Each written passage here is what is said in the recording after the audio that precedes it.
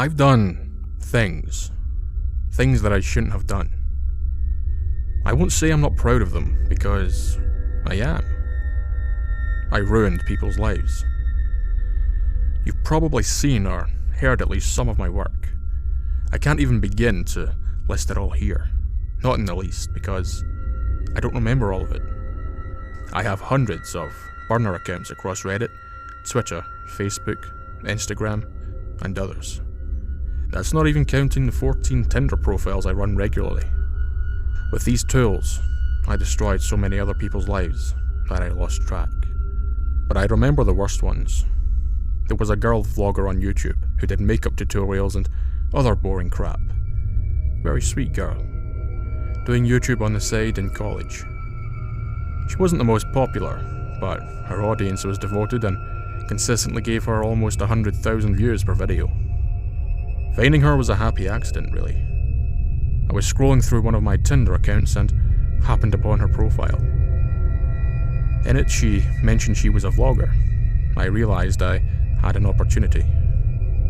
My Tinder profile was that of a guy straight out of a romantic comedy.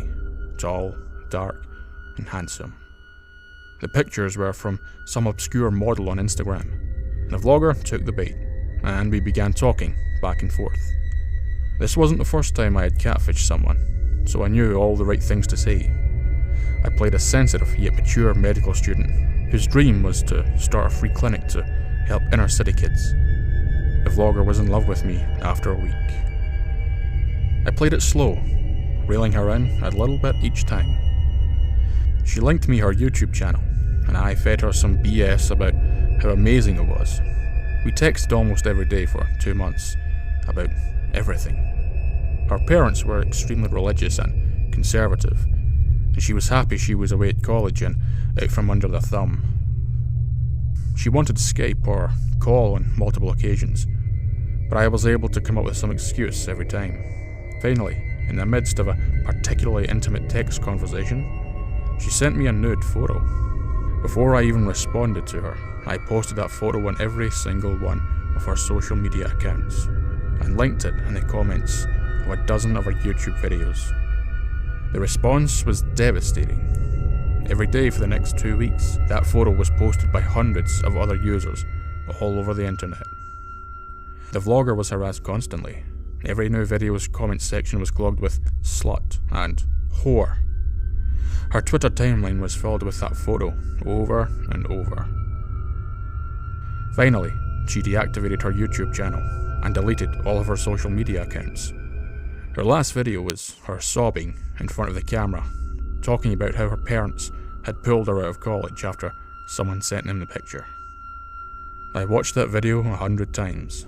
The power, the control I felt was exhilarating.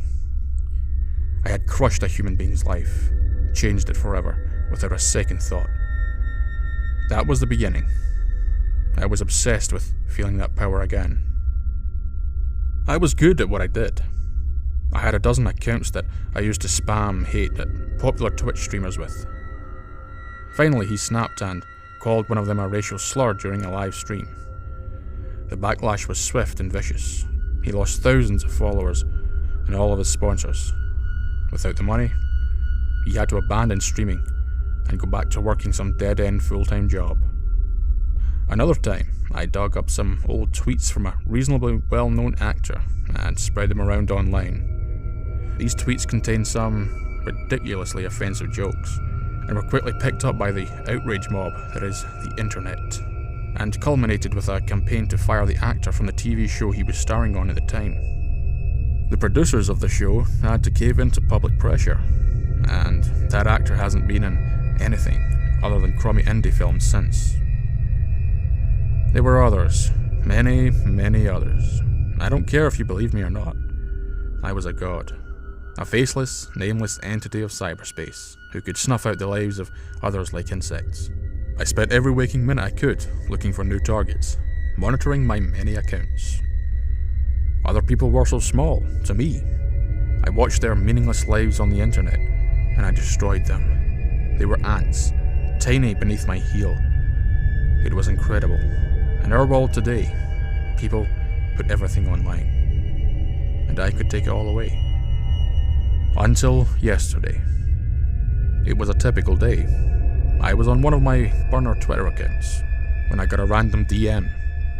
I would have ignored it until I realised that it was from one of my own accounts. I was baffled.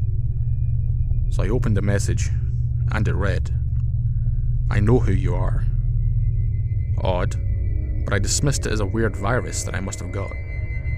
I logged in and deleted that account, and was about to forget about it when I got another DM from another one of my burner accounts.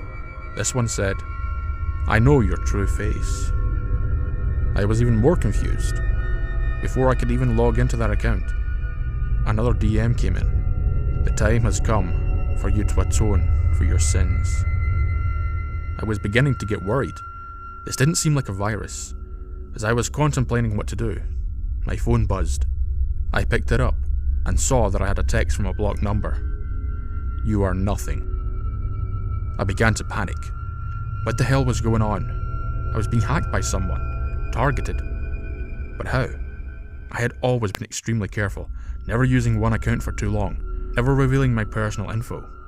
My PC was heavily encrypted. How could someone have gone into my accounts and have found my phone number? This was bad. It got worse. I was going through my multiple Facebook accounts and changing passwords, but I noticed that one of them had a new post. Fearing the worst, I clicked on it. It was a list of everything I've ever just told you. Names, descriptions of my crimes and victims, lists of people whose lives I had ruined, confessionals of things I had done. And it ended signed my full name, social security number, and home address. I panicked and deleted the post. Had anyone seen it? How could this be happening to me? A shiver of fear went down my back. If this had been posted on one account, I logged into another account, and another, and another. The post of my crimes was on every one. I deleted them as quickly as I could, but I had many accounts, hundreds of accounts. Everything I had done from behind the anonymity of a computer monitor, all of my careful manipulations and lies that I thought could never be traced back to me. All of it had been exposed. I haven't left my apartment since this happened. Someone out there is watching me, waiting to punish me.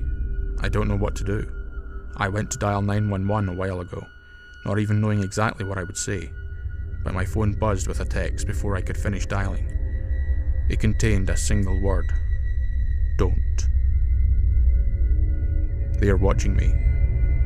Hidden cameras in the apartment, maybe? Or did they hack my webcam and are watching me as I type this very moment? I don't know. I don't know. Any moment they could come for me. How was this happening? I had power. I had control. I had ruined people's lives with the click of a mouse.